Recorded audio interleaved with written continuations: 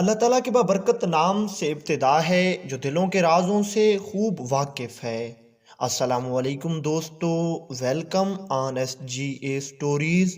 دوستو، آج جو واقعہ ہم آپ کو سنانے والے ہیں، یہ واقعہ حضور غوث پاک شیخ عبد القادر جیلانی محبوب سبحانی قدسرہ النورانی اور ایک مغرور عالم دین کا ہے۔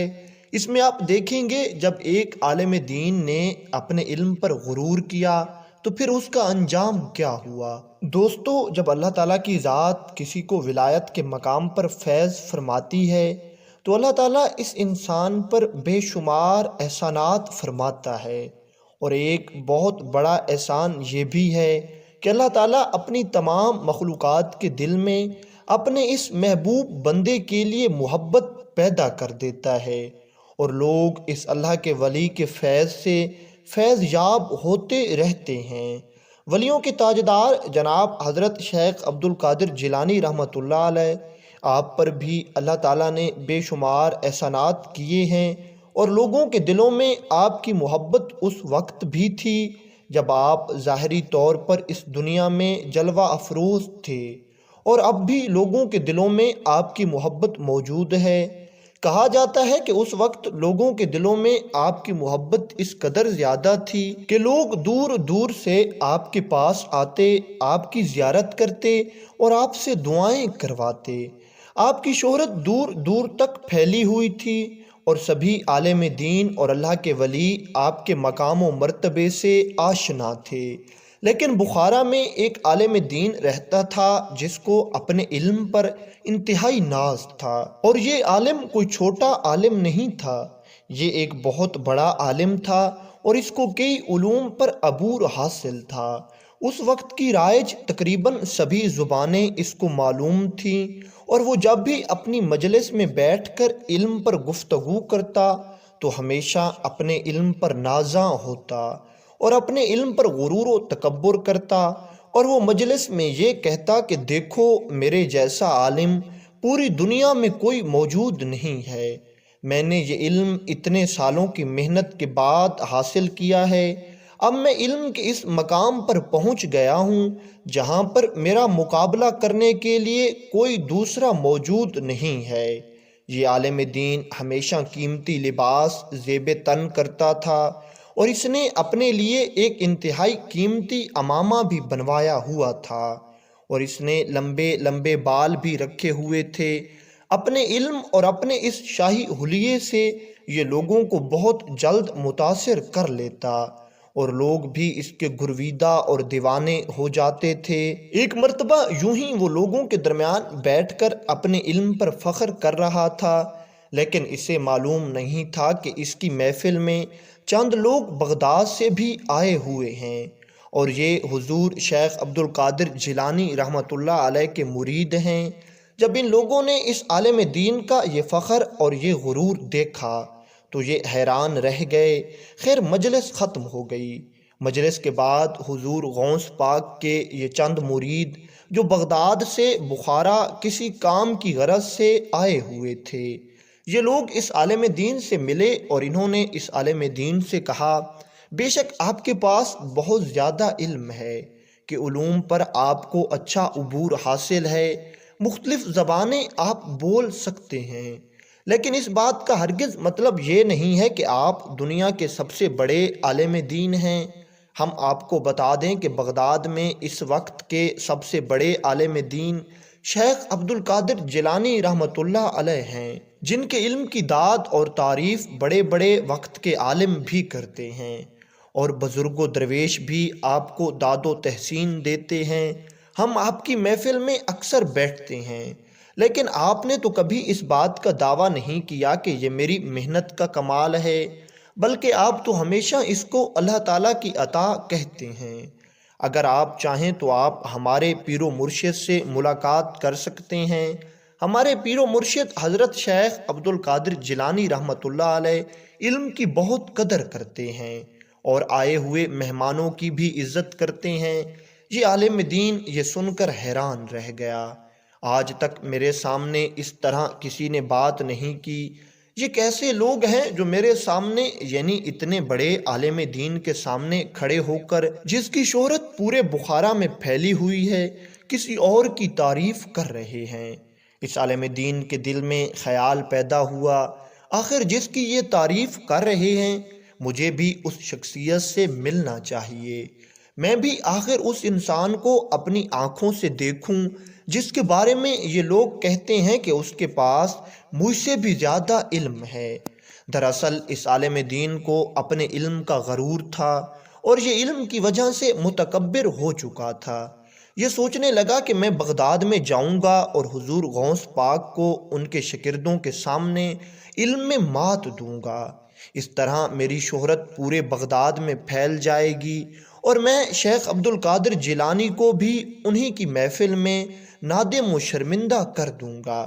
بس یہی سوچ کر اس عالم دین نے کہا، آپ جب دوبارہ بغداد واپس جائیں تو مجھے ساتھ لیتے جانا۔ میں بھی آپ کے اس پیر و مرشد سے ملنا چاہتا ہوں اور ان سے علمی گفتگو کرنا چاہتا ہوں۔ کچھ دنوں بعد یہ عالم دین اور وہ بغداد سے آئے ہوئے آپ کے مرید جنہوں نے اس عالم دین سے بحث کی تھی، سب واپس بغداد کی طرف جا رہے تھے، اور اس عالم دین کے ذہن میں مختلف سوال اٹھ رہے تھے کہ بخارا شہر کا سب سے بڑا عالم دین خود چل کر کسی سے ملنے جا رہا ہے، دیکھتے ہیں کہ میرا استقبال کیسا ہوتا ہے۔ جب یہ عالم دین اپنا سفر مکمل کر کے بغداد میں پہنچا تو اس نے دیکھا کہ بہت سارے لوگ آپ کے ارد گرد جمع ہیں اور آپ اپنے واعظ و نصیحت میں مصروف ہیں اور لوگوں کو دین حق کی باتیں سمجھا رہے ہیں۔ یہ عالم دین یہ سوچ رہا تھا کہ جیسے ہی میں وہاں پہنچوں گا سب لوگ میرے استقبال کے لیے کھڑے ہو جائیں گے۔ آخر کار میں اتنا بڑا عالم ہوں، میرا استقبال تو وہ لوگ ضرور کریں گے، لیکن یہ کیا تھا کہ جو لوگ آپ کا بیان سن رہے تھے ان میں سے کسی نے بھی آپ کی طرف دیکھا ہی نہیں۔ وہ لوگ تو انتہائی ادب کے ساتھ بیٹھ کر آپ کا انتہائی شیریں اور دلکش واعظ سن رہے تھے۔ یاد رکھیں کہ جب آپ اپنی شیریں زبان اور بے مثال لب و لہجے میں انتہائی فصاحت و بلاغت کے ساتھ اللہ تعالیٰ کی توحید اور نبی کریم صلی اللہ علیہ وآلہ وسلم کی رسالت بیان کرتے تو لوگ اس قدر توجہ کے ساتھ آپ کا واعظ سنتے کہ انہیں کسی اور چیز کی خبر ہی نہیں ہوتی تھی۔ جب حضرت شیخ عبد القادر جیلانی رحمۃ اللہ علیہ کی اس عالم پر نظر پڑی تو آپ رحمۃ اللہ علیہ نے اپنا واعظ روک دیا اور کھڑے ہو گئے۔ آپ رحمۃ اللہ علیہ کو یوں واعظ کے درمیان سے اٹھ کر کھڑا ہوتا دیکھ کر ساتھ بیٹھے ہوئے شاگرد اور مجلس میں موجود تمام لوگ حیران تھے کہ آپ اچانک یوں کیوں کھڑے ہو گئے۔ ادھر جب اس مغرور عالم نے دیکھا تو اس کے دل میں اور تکبر اور غرور پیدا ہو گیا اور یہ سوچنے لگا کہ میرے پاس اتنا زیادہ علم ہے کہ تاجدار اولیاء میرے استقبال کے لیے کھڑے ہو گئے۔ آپ رحمۃ اللہ علیہ نے اس عالم کی طرف دیکھ کر مسکراتے ہوئے فرمایا، اے اللہ کے بندے، تم نے اپنے کندھوں کے اوپر سانپ کیوں اٹھائے ہوئے ہیں؟ بس آپ رحمۃ اللہ علیہ کا یہی کہنا تھا، اور اس عالم کے وہ بڑے بڑے بال جنہیں وہ اپنی شان سمجھتا تھا اور جن کے ذریعے وہ لوگوں میں اپنا اثر ڈالتا تھا، وہ بال نہیں رہے تھے بلکہ وہ سانپ بن گئے تھے، اور یہ دونوں سانپ اس کے سر کے بالکل قریب تھے۔ اس عالم کو ایسا محسوس ہونے لگا یہ سانپ مجھے ابھی ڈس لیں گے اور میری زندگی ختم ہو جائے گی۔ تبھی یہ عالم دین آپ رحمۃ اللہ علیہ کی طرف دوڑا اور آپ کے قدموں سے لپٹ گیا اور کہنے لگا، حضور مجھے معاف فرما دیں، میں بخارا سے یہ سوچ کر آیا تھا کہ آپ کو اپنے علم کے ذریعے ہرا دوں گا اور آپ کی شکست دیکھ کر آپ کے سارے مرید اور پورا بغداد میرا گرویدہ ہو جائے گا، لیکن یہاں تو میرے ساتھ ہی معاملہ الٹ ہو گیا ہے، اب آپ ہی مجھے بچا سکتے ہیں۔ آپ رحمۃ اللہ علیہ نے اس کو اٹھایا اور فرمانے لگے، علم ایک بہت بڑی دولت ہے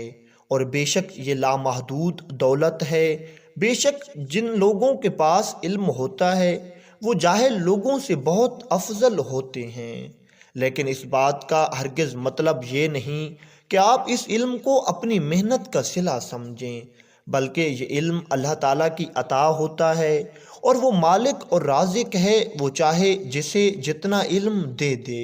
اس کی مرضی ہے۔ بے شک انسان اپنی محنت اور مشقت سے علم حاصل کرتا ہے، لیکن اس محنت کی توفیق دینے والی ذات وہی ہے۔ لہٰذا ہمیں کبھی بھی اپنے علم اور اپنی کسی بھی چیز پر غرور نہیں کرنا چاہیے، کیونکہ غرور اور تکبر اسی کی ذات کو لائق ہے جس نے اس پوری کائنات کو بنایا ہے۔ ہم عاجز بندے ہیں اور اس کی بارگاہ میں عاجزی کرتے ہیں۔ جب اس عالم نے آپ رحمۃ اللہ علیہ کی یہ باتیں سنی تو یہ عرض کرنے لگا، حضور بے شک مجھ سے غلطی ہو گئی ہے، میں اپنے علم کی وجہ سے متکبر ہو گیا تھا، اب میں اللہ تعالیٰ کے حضور توبہ کرتا ہوں اور اب میں اس بات کا اقرار کرتا ہوں، بے شک میرے پاس علم نہیں ہے، میں جاہل ہوں، مگر اتنا علم ہے جتنا وہ اپنی رضا سے مجھے عطا فرما دے۔ اور اس کے ساتھ ہی یہ عالم آپ رحمۃ اللہ علیہ کی شاگردی میں آ گیا۔ کافی عرصہ یہ عالم آپ رحمۃ اللہ علیہ کے پاس رہا، مختلف علوم سیکھتا رہا اور عبادت الہی میں مصروف رہا۔ جب یہ عالم خود ولایت کے اعلیٰ منصب پر فائز ہو گیا تو یہ واپس اپنے علاقے یعنی بخارا میں چلا گیا۔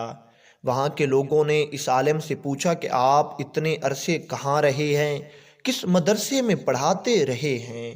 کیونکہ بہت عرصے سے ہم نے آپ کو بخارا میں نہیں دیکھا۔ تو یہ عالم مسکرا کر فرمانے لگا، میں کہیں پڑھانے نہیں گیا تھا بلکہ پڑھنے گیا تھا، اور اب میری اصلاح ہو چکی ہے اور میں آپ لوگوں کے سامنے اس بات کا اقرار کرتا ہوں کہ میرا علم انتہائی محدود ہے۔ اگر کسی ذات کا علم لامحدود اور لا انتہا ہے تو بے شک وہ ذات اللہ تعالیٰ کی ہے جو ساری کائنات کا اکیلا اور واحد مالک ہے۔ ہم سب کو اسی کے حضور عاجزی کرنی چاہیے۔